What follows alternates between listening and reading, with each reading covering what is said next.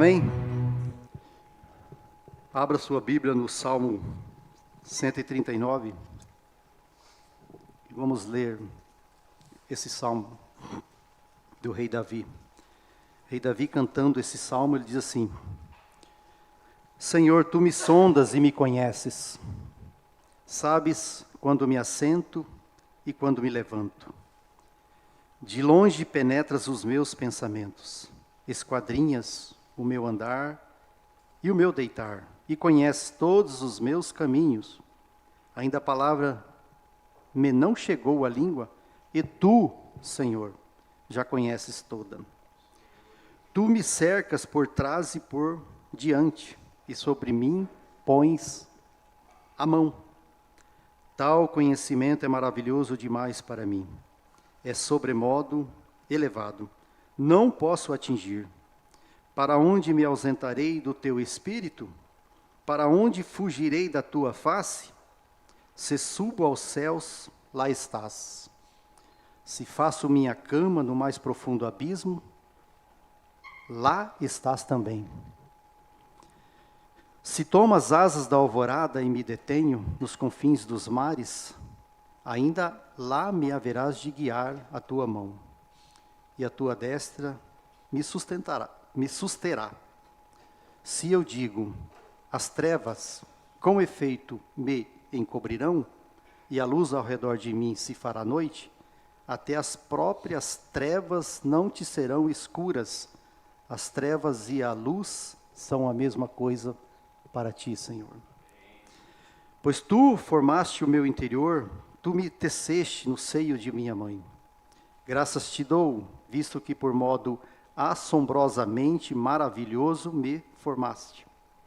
As tuas obras são admiráveis, e a minha alma o sabe muito bem. Os meus ossos não te foram encobertos, quando no oculto fui formado e entretecido, como nas profundezas da terra.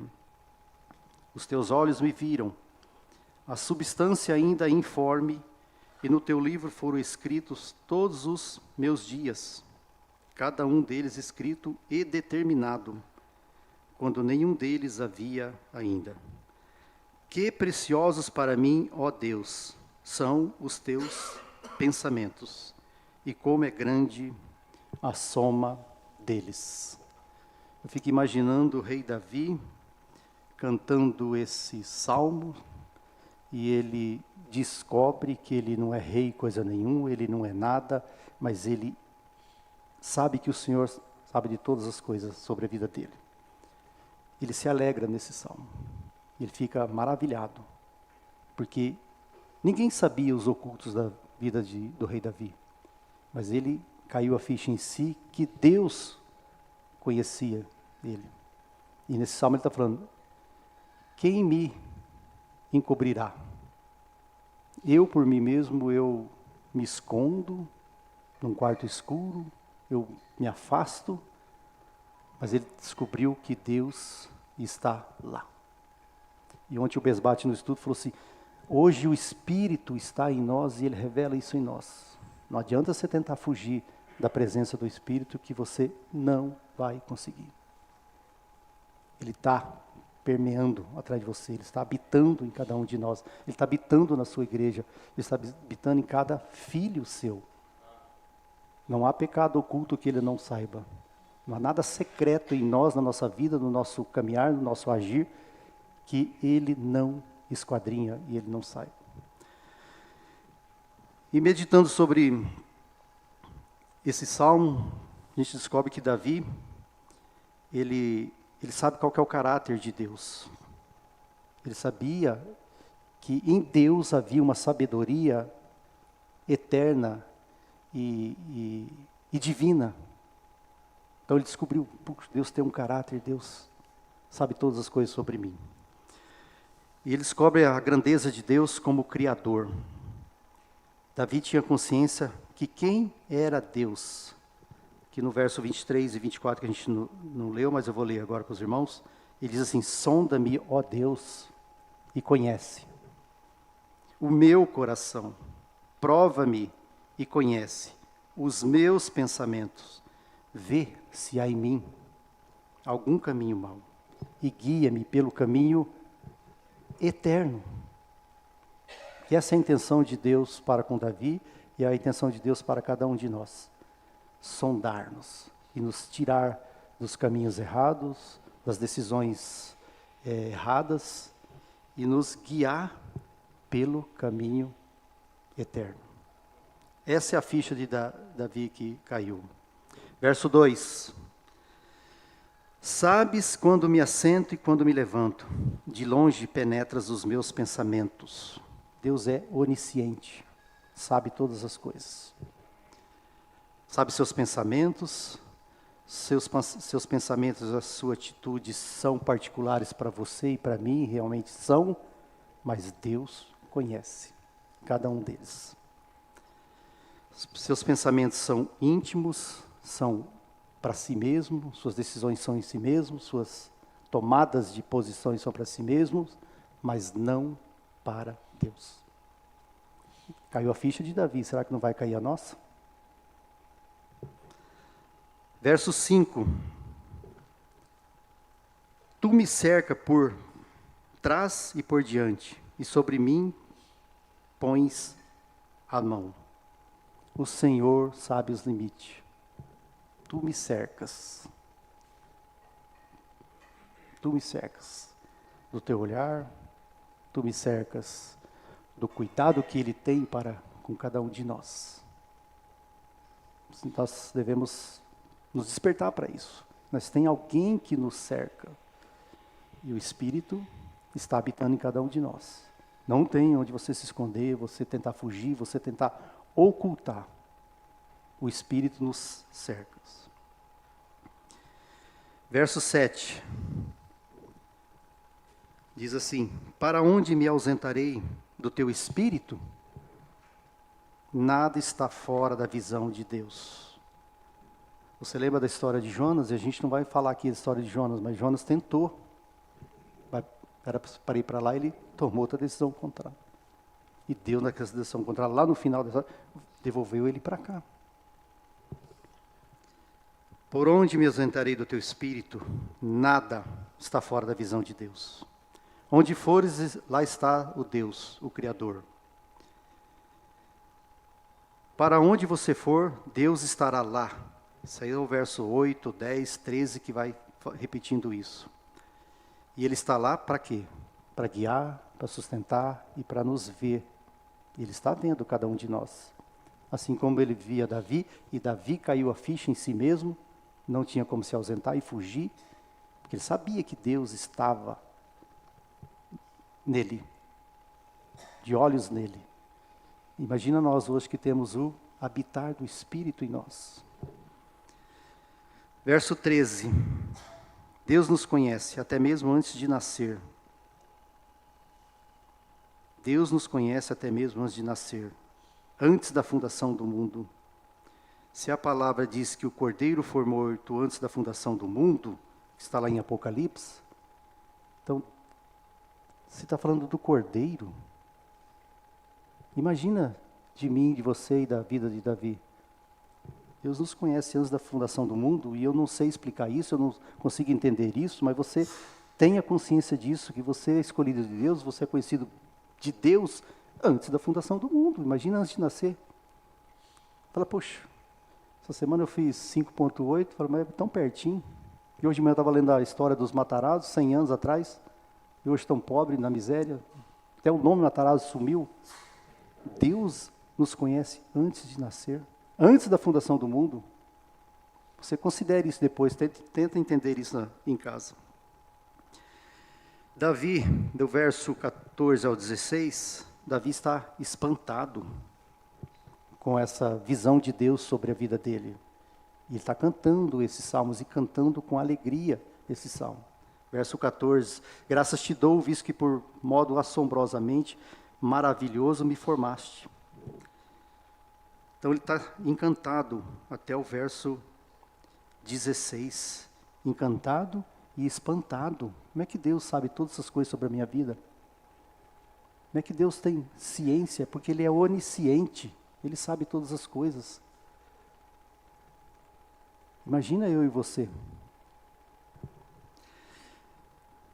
Davi se alegrou, verso 23, pois seus dias são contados, e tinha um amado irmão aí que ele falava que esses contados têm a versão no hebraico, ou a expressão de são numerados. Meus 58 anos já foram numerados, já passou, já riscou. São contados todos os nossos dias. Então Davi está tendo uma consciência da grandeza de Deus, do poder de Deus. Davi confiava totalmente em Deus, por isso convidou-o para sondar seus pensamentos e sentimentos mais íntimos. Essa é a confiança que Davi tinha para com Deus. E ele o convida para nós. Nós não precisamos convidar hoje, porque nós temos a habitação do Espírito em nós. E o Espírito sabe todas as coisas em nós e sobre nós e de nós. E Davi convida aqui Deus para sondar, ver se há em mim algum caminho mau, tortuoso, e me traz de volta para os teus caminhos que são retos e são caminhos que levam para a eternidade. Irmãos, abra a sua Bíblia em Hebreus 7. Hebreus 7, do versículo 22 ao 24. Vamos desde o 20 aí, que o título é Cristo, sacerdote único e perfeito. E visto que não é sem prestar juramento, porque aqueles sem juramento são feitos sacerdotes, mas este com juramento por aquele que lhe disse: o Senhor jurou e não se arrepende. Tu és sacerdote para sempre. Por isso mesmo, Jesus se tem tornado fiador de superior aliança. Ora, aqueles são feitos sacerdotes sem maior número, porque são impedidos pela morte de continuar. Este, no entanto, está falando de Cristo Jesus, porque continua para sempre e tem o seu sacerdócio imutável. Por isso que o nosso Deus, ele é imutável. A gente vê na história, principalmente lá, acho que no livro de Êxodo, fala que os sacerdotes que oficiavam lá, eles eram temporários. Tinha uma hora que eles morriam, saíam de cena, e às vezes usavam somente a roupa daquele sacerdote anterior para um sacerdote herdeiro futuro. Mas era sazonal, era temporário. Saiu de cena. E todo sacerdote morreu. O que isso quer mostrar? Que o sistema ele é insuficiente de oficiar um sacerdote. Ele não existe, ele dura por um tempo e depois vem a morrer e sai de cena. E aqui no verso 24 de Hebreus fala assim: este, no entanto, Cristo, continua para sempre e tem o seu sacerdócio imutável. Deus, quando colocou Cristo Jesus como nosso sumo sacerdote, não vai mudar. Ele o é nosso sumo sacerdote e o será por toda a eternidade. O Deus que nós servimos e que nós cremos, ele é imutável. Uma mesma palavra lá no Velho Testamento, de Malaquias 3, diz assim: porque eu, Senhor, não mudo, por isso vós, filhos de Jacó, não são consumidos. Aqui nós vemos o caráter e imutabilidade de Deus. São invariáveis, ou seja, são imutáveis. Eu, o Senhor, não mudo, porque eu, o Senhor, não mudo. Assim, o povo de Deus são abençoados, são eleitos por causa desse sumo sacerdote em Cristo Jesus, que o autor de Hebreus está falando, que é para todo sempre. Por isso, não são destruídos o povo de Deus. O que o hino nós cantamos? Ainda que você esteja lá nas trevas, na escuridão, eu estarei lá. Povo de Deus que tem Cristo Jesus como seu sumo sacerdote, o seu sacerdócio imutável, o povo de Deus não não é destruído. Hebreus 13, no verso 8, diz assim: Jesus Cristo ontem e hoje é o mesmo e o será para sempre. Deus nos convida para entrar pela fé em seu descanso. O Salmo 102, verso 27 diz assim: Tu, porém, és sempre o mesmo e os teus anos jamais terão fim. Está falando do nosso maravilhoso Deus. Tu és para sempre. Tu és para sempre. Tu és o imutável. Tu és aquele que é para sempre. E aquele que é suficiente para nós. Aquele que é suficiente para a tua igreja. Isaías 48, no verso 12, diz assim: Eu sou o mesmo, sou o primeiro e também sou o último. Se o Velho Testamento está falando que o Senhor é o mesmo, Ele o é para sempre, antes da fundação do mundo, Ele é. Ele é imutável. Ele é para a antiga aliança, e Ele é hoje para a nova aliança.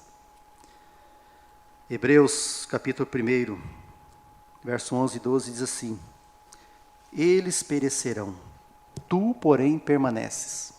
Sim, todos eles envelhecerão como vestes. Também qual manto os enrolarás, e como vestes serão mudados. Tu, porém, é o mesmo e os teus anos jamais terão fim. Isso aqui está falando uma referência lá de Êxodo 29. O sacerdote morria, sua roupa era recolhida, enrolada, e às vezes passava para o outro.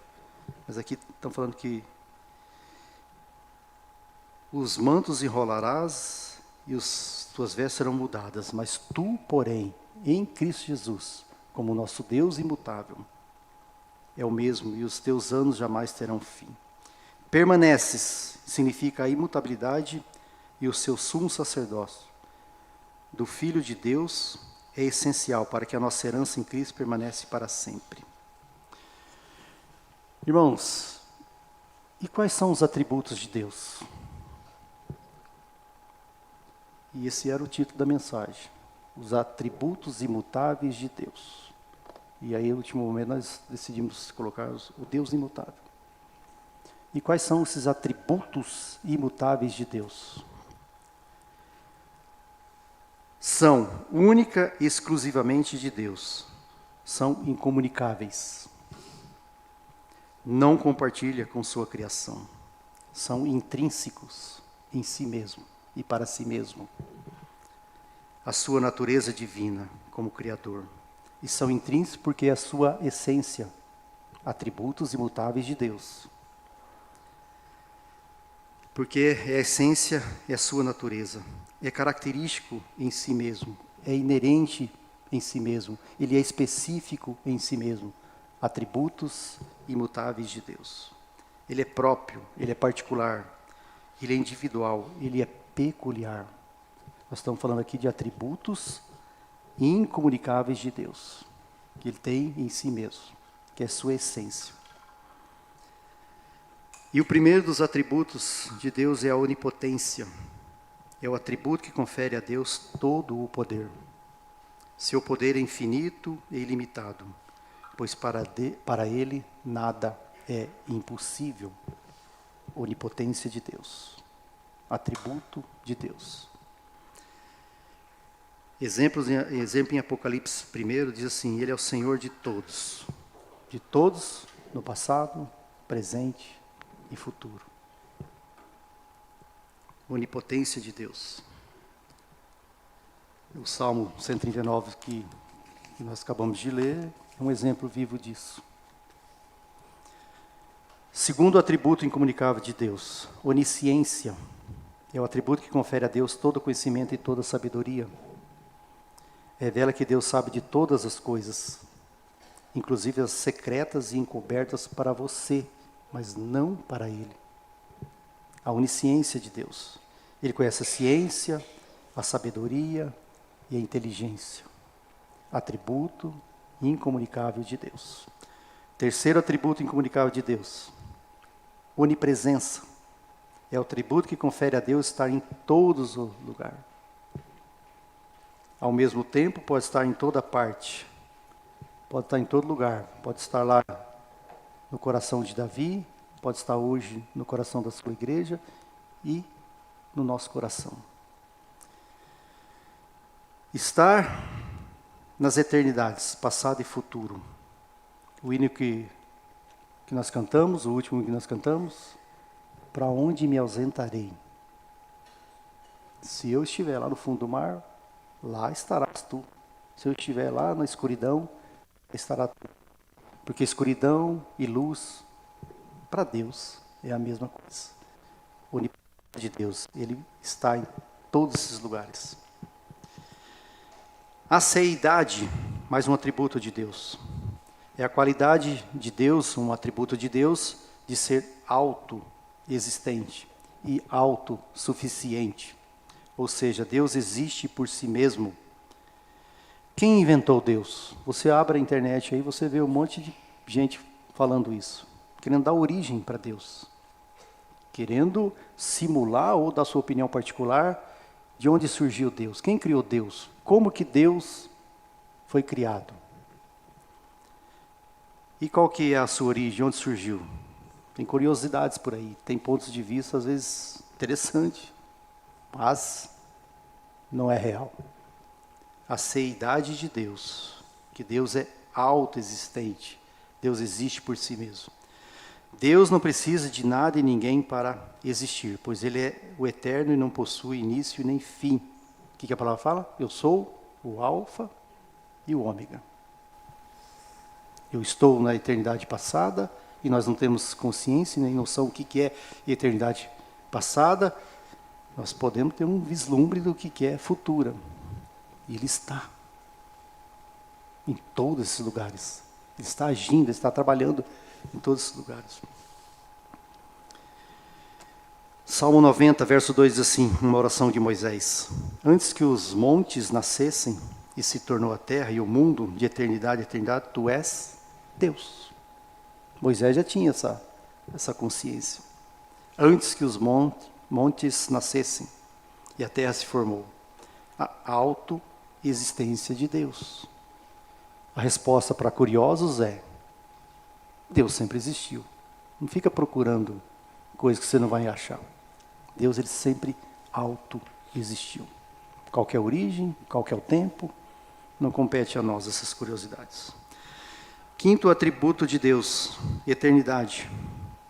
Eternidade é sem início e sem fim.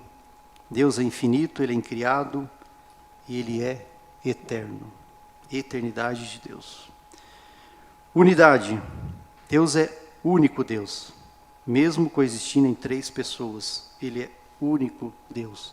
O autor aos Hebreus, em Efésios 4, diz: um só Deus e Pai de todos. O qual é sobre todos, age por meio de todos e está em todos. 1 Coríntios e 1 Timóteo repete essa expressão. Há um só Deus. Sétimo atributo incomunicável de Deus, a imutabilidade. Atributo que confere a Deus a inalterabilidade. Ele não se altera. Ele é o mesmo antes, o é hoje e o será. A imutabilidade de Deus.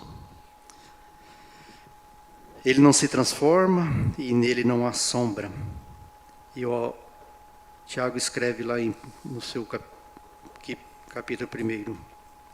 Nele não há variação e sombra. Ele não varia. Deus é o mesmo antes, hoje e o será para sempre. Ele não tem variação. Como entender isso? Lógico que pode ser que ele haja diferente com dispensações de época, mas o agir dele, a essência dele sempre é a mesma. A infinitude de Deus. Deus não é limitado a espaço físico-tempo. A infinitude de Deus. Hebreus 17, irmãos, vamos ler rapidamente, só para... Hebreus não, Atos. Atos 17, só para a gente entender a infinitude. 17, 24, Atos 17, 24 ao 28. Nós estamos falando de Deus infinito. 24 diz assim: o Deus que fez o mundo e tudo que nele existe, sendo ele Senhor do céu e da terra, não habita em santuários feitos por mãos humanas, nem é servido por mãos humanas, como se de alguma coisa precisasse, pois ele mesmo é quem a todos dá vida, respiração e tudo mais. De um só fez toda a raça humana, para habitar sobre toda a face da terra, havendo fixado os tempos previamente estabelecidos e os limites da sua habitação, para buscarem a Deus, se, porventura tateando, o possam achar, bem que não está longe de cada um, pois nele vivemos e nos movemos e existimos, como alguns de vossos poetas têm dito, porque dele também somos geração. Isso aqui o apóstolo Paulo declara isso aqui, quando ele está lá num lugar chamado Aerópago, onde tinha lá no mínimo uma dúzia de lugares consagrados para cada um tinha seu Deus ali. Eu sirvo esse Deus. Tinha no mínimo 12 ali ou mais. Deus Zeus, Deus não sei o quê, Deus de Atena, e tinha um lugar lá chamado ao Deus desconhecido. E Paulo, no meio daquela anarquia toda, chega lá e fala assim: eu sirvo a esse Deus desconhecido. E ele fala para eles quem é esse Deus desconhecido. E não podia falar de uma maneira direta, porque senão já ia ser preso, apedrejado e tudo mais. Mas ele fala assim: esse Deus, ele não habita nesses santuários feitos por mãos humanas. E ele nem é servido por mãos humanas, como se alguma coisa precisasse, pois ele dá respiração e tudo mais. De um só fez, verso 26, de um só fez toda a raça, origem em Adão. Fez toda a raça humana para habitar sobre toda a face da terra, havendo fixado os tempos previamente estabelecidos e os limites da sua habitação. Para buscarem a Deus, se porventura tateando, as pessoas ficavam tateando aqueles lugares sagrados, aqueles nichos sagrados ali, tateando e jogando água, sei lá, ou alguma coisa, botando a mão. Tateando lá para ver se achar. Bem que não está longe de cada um de nós. Está falando, Deus não está lá longe, Ele está em nós. E se Ele fala que está como o Espírito habitando em cada um de nós, ele ia ser apedrejado e jogado fora dali. Pois ele disse, pois nele vivemos e nos movemos e existimos, como algum de vossos poetas tem dito, porque dele também somos geração. Morreu o assunto. Para um bom entendedor, vai entender que esse Deus desconhecido para eles é o Deus que Paulo está servindo e está buscando. E não adianta você ficar tateando em imagem, em nichos, onde estão os deuses, você não vai achar. Mas ele está perto de nós. Ele está dentro de nós. É esse Deus que eu sirvo.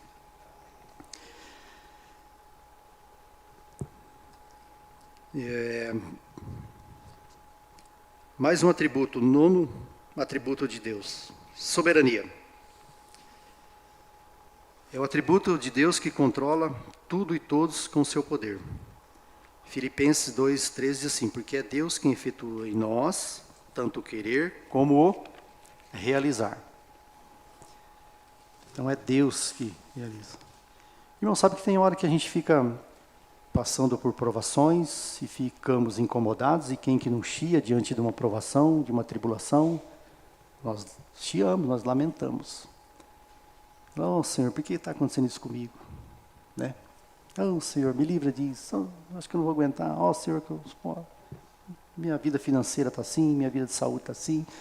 O meu redor está todo acometido de provações, de tribulações, de dores. E pensando nesse assunto, eu vi um pequeno vídeo do Hernandes que ele diz assim: há dores que não punem, lapidam.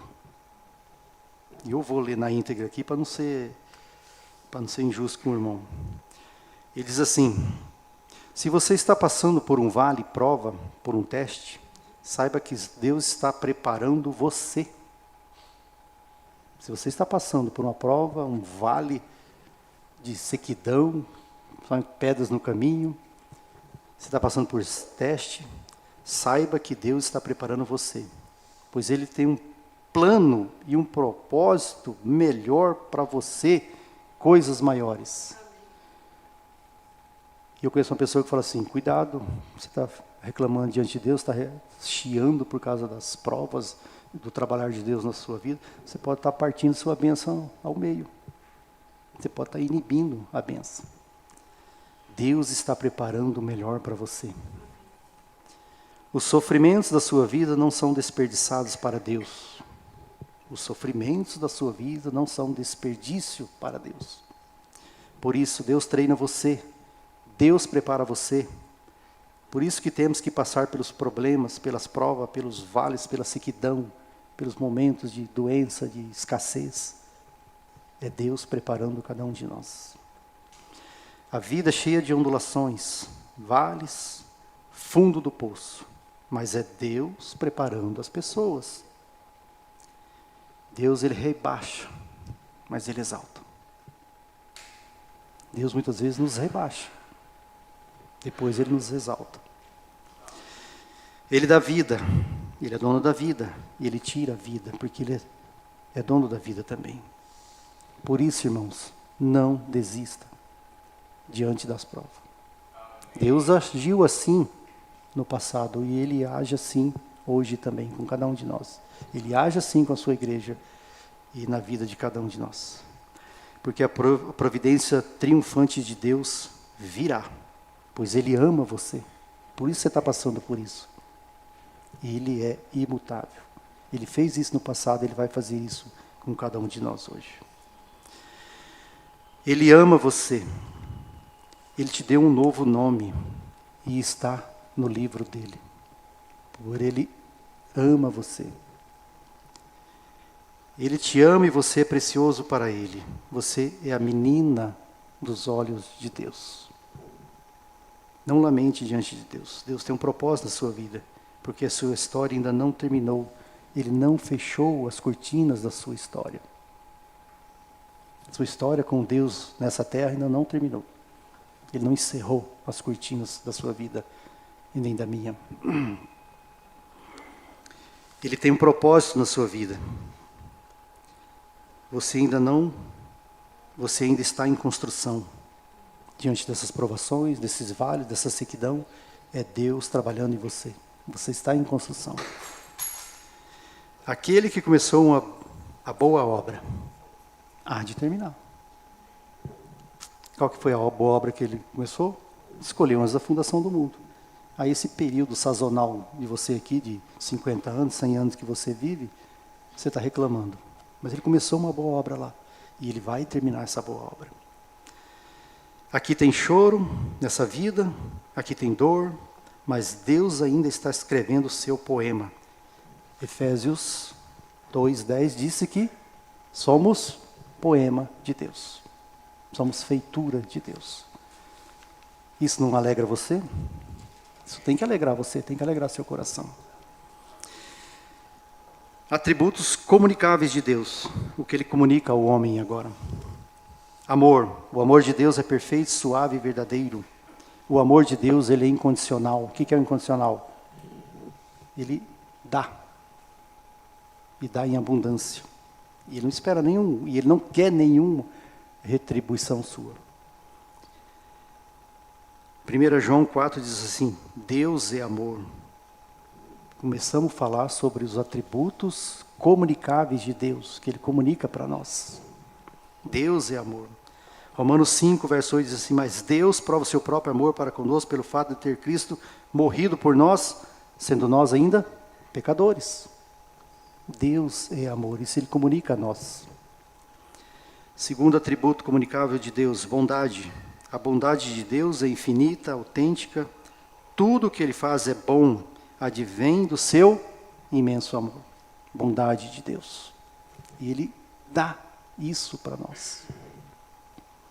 Salmo 100, verso 5 diz assim, porque o Senhor é bom e a sua misericórdia dura para sempre, de geração em geração, a tua fidelidade. Terceiro atributo de Deus que Ele dá para nós, Ele comunica a nós, sua misericórdia. Compete a Deus compaixão, compaixão de tudo e para todos, daquilo que lhe agrada, é lógico, daquilo que satisfaz o coração de Deus. Misericórdia. A compaixão de Deus para com suas criaturas, atributo que faz com que Deus desse seu Filho para salvar a humanidade. Misericórdia de Deus. Toda ceia do Senhor, nós lembramos disso. Cristo está aqui como misericórdia de Deus para nós. Efésios 2, verso 4 e 5 diz assim: mas Deus, sendo rico em misericórdia, por causa do seu grande amor, o seu outro atributo, que nos amou, estando nós mortos em pecados e delitos, nos deu vida juntamente com Cristo, pela graça sois salvos. Amor de Deus, misericórdia de Deus, bondade de Deus, isso Ele comunica para com o seu povo. Há um tempo atrás eu recebi um pequeno vídeo assim do Carlos, o mineiro, e um irmão já ansioso, mas muito centrado na palavra, muito rico, parece um mestre da palavra, mas muito cheio do Senhor. E ele estava dizendo assim, e eu vou também ler na íntegra para não fugir do compartilhado do irmão. Ele diz assim: o maior pecado de todos que já foi cometido até hoje foi o assassinato do Filho de Deus. Se bem que se você fala assim, foi assassinado, humanamente olhando, Cristo foi assassinado, foi preso, julgado, aplicado na cruz e foi furado lá e assassinado lá. Se bem que o próprio Senhor falou assim, lá em João 17 fala, eu dou a minha vida. Ele doou a vida dele. Ninguém rouba, ninguém tira, eu dou. E quando ele estava de frente de Pilatos no último momento ali, Pilato, para se exibir, não queria entregar ele à morte, diz assim para ele, vê assim para ele e fala assim, você sabe que eu tenho autoridade e poder para te livrar dessas coisas. O que Jesus responde? A única coisa que Jesus responde? Nenhuma autoridade e poder tem sobre mim, se do céu não vier. Então ninguém tira a minha vida. Eu espontaneamente a dou. Mas humanamente falando, o maior pecado de todos que já foi cometido até hoje foi o assassinato do Filho de Deus. Mas só Deus pode fazer uma coisa. E a coisa mais importante que aconteceu na terra foi que a morte do Filho de Deus, que Deus torna essa morte como pior coisa olhando aos olhos humanos e considerando nosso coração, Ele transforma essa morte em vida para nós. Que quando Cristo foi morto, Ele nos incluiu na sua morte, mas também Ele nos incluiu na sua ressurreição. E eu particularmente pensando, imagino que a morte do Senhor por nós foi o maior milagre que já aconteceu sobre essa face da terra. Então só o nosso Deus imutável pode fazer essas coisas. A morte do Senhor transmite vida para nós. E o irmão continua dizendo assim, ele pode fazer suas decepções, seus pecados e até mesmo suas tolices cooperarem para o bem. Deus te garantiu uma entrada única, e a entrada única para o céu é em Cristo Jesus. A morte de Cristo Jesus nos deu salvação e nos ressuscitou com Ele. Há vales muito escuros, frios e terríveis, pois há uma jornada exclusiva para você, que foi toda decidida pelo mesmo amor, atributo que Deus comunica para nós. Que te amou primeiro e em primeiro lugar. Deus amou cada um de nós primeiro. E você está como menina dos olhos, como feitura de Deus. Então não murmure sobre a estrada que Ele tem te levado. porque porque é exatamente essa estrada desenhada por Ele que te levará em segurança para o céu. Só um parênteses, irmão, abri aqui. Mais um atributo comunicável de Deus, sabedoria. Deus é sábio em todas as coisas e o seu saber é inesgotável. Romanos 11, verso 33 diz assim: quão insondáveis são os teus juízos e quão inescrutáveis são os teus caminhos. Atributo de Deus, justiça, que torna Deus totalmente justo e fiel. Não há tratamento desigual em Deus e sua justiça está atrelada à sua santidade. Santidade. Atributo que torna Deus totalmente santo e sagrado. Em Deus não há pecado, algo errado. Suas ações e vontades são santas, puras e perfeitas. Deus não erra e Deus não peca. Santidade de Deus. Apocalipse 4 lembra bem isso. A atividade dos seres viventes diante do trono. Apocalipse 4, verso 8 diz assim: e os 4 seres viventes proclamam o tempo todo: Santo, Santo, Santo. Proclama dia e noite, se bem que não sei se no céu tem dia e noite, mas eles o tempo todo estão proclamando: Santo, Santo, Santo. Veracidade de Deus, atributo de Deus que vive, fala e aspira pela verdade. Deus é infalível e Ele sempre verdadeiro em tudo o que faz. Hebreus 10 diz assim: quem fez a promessa é fiel e Ele vai cumprir. João 17, 3, que te conheçam a ti, o único Deus verdadeiro, Jesus Cristo, a quem tu enviaste. Mais um atributo de Deus, liberdade. É um atributo que torna Deus independente de tudo e de todos, não depende de nada e de ninguém para ser Deus e para realizar seus feitos e ações. Deus tem liberdade de fazer todas essas coisas. Paz é um atributo de Deus que torna Deus um ser pacífico, que emana mansidão. Suas ações são sempre objetivando a paz. Em Deus tudo é tranquilo, tudo é calmo, tudo é perfeito. Paz. Juízes, capítulo 6, verso 24, diz assim: então Gideão edificou ali um altar ao Senhor, ele chamou, o Senhor é paz. O Senhor é a paz, o Senhor é a nossa paz. Irmãos, vamos para os finalmente. Continuando falando ainda do agir de Deus nas eras, Ele não muda.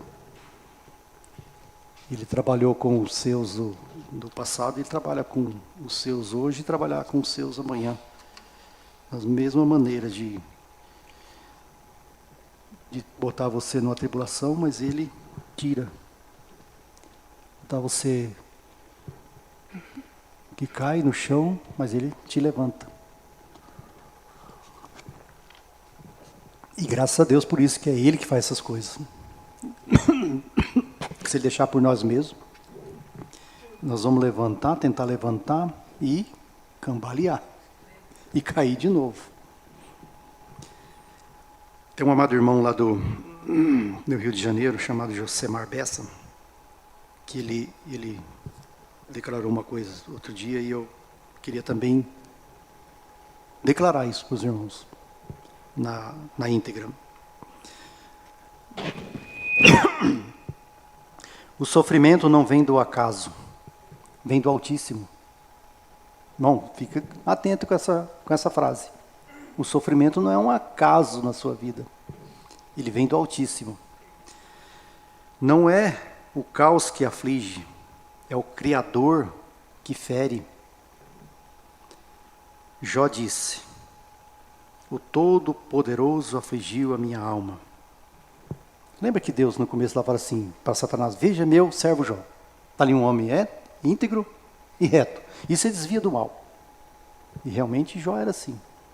Aí Satanás fala: então tá, deixa eu pôr a mão nele. E põe a mão nele. E como pôs a mão nele. E aí, o que ele fala?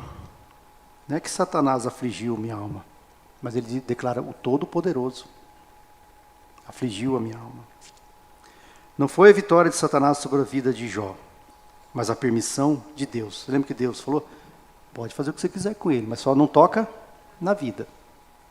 E Satanás foi chefão, foi maldoso, foi terrível. Deus fere o homem. Deus fere o homem justificado, mas não o abandona. A mão que pesa é a mesma que sustenta. Olha o que esse irmão está declarando. É possível que ele tenha tirado isso de Spurgeon, alguma coisa assim. Tudo que toca a alma vem infiltrado pela vontade de Deus. Então, o Todo-Poderoso afligiu minha alma, declaração de Jó. Tudo que toca a alma vem infiltrado pela vontade de Deus. Nada entra sem sua ordem. Nada escapa ao seu decreto. Pode tocar em Jó, mas não na vida, que a vida me pertence. A vida é íntegra e me pertence. Deus apenas permite, mas dirige. A tribulação, a prova que você está passando, Deus permite, mas Ele está dirigindo, Ele está com a mão na sua cabeça, Ele está pego na sua mão. Provação não é acidente, mas disciplina para a maturidade. A alma madura diz, o Todo-Poderoso fez isso. O que Jó declara? O Todo-Poderoso afligiu minha alma. E se Ele fez, porque é bom. Depois você vai colher os frutos. Lembra da história de Jó? Depois Deus deu tudo em dobro para ele. A dor revela o que a paz esconde, mostra a fé real. O orgulho velado mostra o coração ainda insubmisso. Jó era íntegro, mas Deus quis torná-lo humilde. O Todo-Poderoso não se agrada de aparência. Ele quer essência. Essência se prova com fogo. Lembra do cadim? Do ouro colocado no cadim, no fogo? Essência se prova com fogo. A ferida não é castigo, a ferida é cirurgia. A dor não é uma sentença, é instrumento. A graça age pela contradição. Deus mata para vivificar. E Ele nos deu vida juntamente em Cristo Jesus, estando nós mortos em nossos pecados e delitos. Deus fere para curar. Deus abate para exaltar. Ele tem direito de ferir, Ele tem o direito de tirar, Ele tem direito de tirar porque foi Ele que deu. Não há santidade sem dor. Não há maturidade sem lágrimas. Não há dependência sem fraqueza. Você lembra um livro que nós temos, O Deus de Abraão, Isaac e Jacó? Aí você pensando naquele livro, você fala assim, puxa, Abraão correu atrás da promessa, né? Lutou pela promessa. Isaac recebeu, só desfrutou. E Jacó, de novo, já começa a perder a promessa de novo. Então, cuidado, o desviar da atenção. O crente não tem o direito de negociar com o soberano. O crente, a única função dele é se curvar diante do soberano. A fé não pergunta, por quê? E quantas vezes nós fazemos essas perguntas para Deus? A nossa fé não deve fazer essas perguntas para Deus. Por quê? Por que isso? Por que aquilo? Por quê? Ó Senhor, quanto tempo vai durar? A fé diz apenas, sua vontade é boa, perfeita e agradável. Você está preparado para dizer isso quando você é passado pelas provas? A criatura não julga o Criador, antes se prostra. A fé nos lembra que viver sem dor é viver sem profundidade. A fé nos lembra que viver sem dor é viver sem profundidade. O que o Hernandes fala? A dor não é para ferir. O sofrimento não é para ferir, mas para lapidar. Ela traduz o silêncio de Deus. Deus usa a tristeza para para purificar nosso orgulho. E a amargura para nos preparar para a glória A mesma mão que pesa é a mesma mão que nos guia. A mesma voz que fere é a mesma voz que consola. A vara e o cajado são um só instrumento. A vara corrige, disciplina, e o cajado traz de volta, sustenta. Ele amarga para depois adoçar. Ele escurece para depois revelar luz. Ele fecha portas para abrir o nosso coração. A soberania de Deus é eterna, a disciplina é amorosa, o Todo-Poderoso é Pai. Mesmo quando dói, mesmo quando você só vê o silêncio de Deus. Mas Ele continua sendo Pai, porque a cortina da sua vida não foram fechadas ainda. Ele fecha portas para abrir o coração. A alma que descansa no querer de Deus, descansa em solo eterno. Nada é mais seguro que o decreto divino. A submissão do homem é mais alta forma de sabedoria. A submissão do homem é a mais alta forma de sabedoria. Quer ser sábio? O que a oração lá em Mateus fala? Os pobres e abatidos de espírito. Toda dor em Deus tem cruz dentro. Cristo bebeu o cálice inteiro e santificou o gole amargo do nosso cálice. Ele bebeu o cálice. Podeis vós beber o cálice que está me destinado para nos tornar doce o seu cálice. Agora toda ferida foi redimida, toda aflição em Cristo foi redimida. O sofrimento deixou de ser punição, o sofrimento virou comunhão. Quando você está em sofrimento, em prova, em tribulação, o que você tem que fazer? Buscar a presença do Senhor, a face do Senhor. Então, quando Deus nos acomete com sofrimentos, com tribulações, com prova, com vale seco, Ele quer nos trazer de volta para a comunhão. Quem sofre em Cristo não sofre em vão. Deus transforma fel em mel. Ele fere por um tempo, mas cura para sempre. Ele transforma cinza em louvor, cicatriz em testemunho. As suas cicatrizes vão ser testemunhos eternos, assim como Ele tem as cicatrizes nas suas mãos, são eternos. E João viu lá isso. Eis que vi um cordeiro recém-imolado. Sua cicatriz é testemunho. E as nossas também devem ser. Há momentos que Deus não explica, e esse é o maior ensino. Quando tudo se cumpre, a alma entende.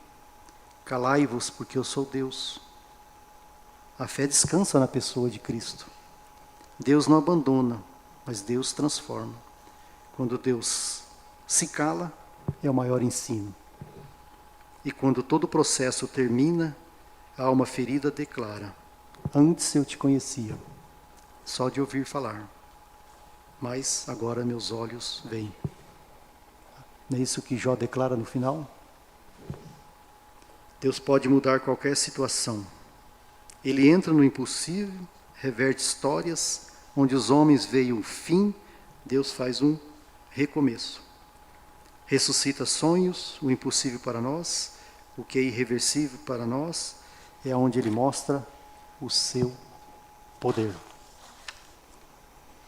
E eu termino aqui com uma frase que o Manuel disse: ainda que você está no vale, ainda que você está passando por sequidão, ainda que, diante de todas essas coisas, nunca esqueça desse Deus imutável. O Senhor nos abençoe, o Senhor nos dê uma boa semana, o Senhor nos guarde, o Senhor nos console e o Senhor nos traga para si mesmo. E faça com que nosso coração entenda o porquê e para que nós estamos passando por certas situações na nossa vida. Ainda que, diante de todas essas tribulações, todas essas provas, eu quero ter o Senhor habitando em mim. Eu quero declarar, meus olhos agora te veem. Amém? Boa semana, Deus abençoe cada um.